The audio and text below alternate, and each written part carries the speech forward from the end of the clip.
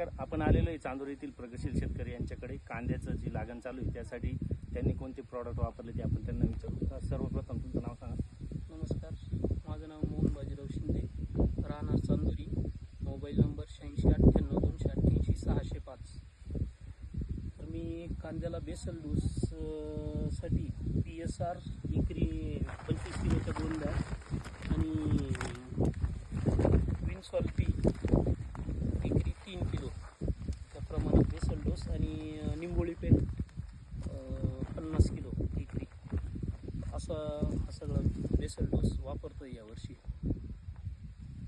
मला रोपाला विन्सॉल्पीचे सुंदर रिझल्ट आल्यामुळं मी इकरी 3 किलो हे पुन्हा बेसल डोसमध्ये वापरणार आहे. याच्यासाठी जमीन इरिगेशन चांगलं करतं आणि मुळांची संख्या पण चांगलं वाढवतं.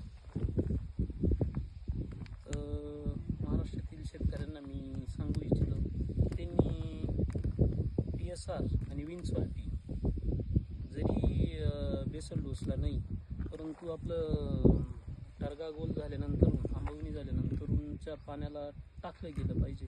त्यांनी काळोखी पण चांगली राहते आणि वाढ पण चांगली होती.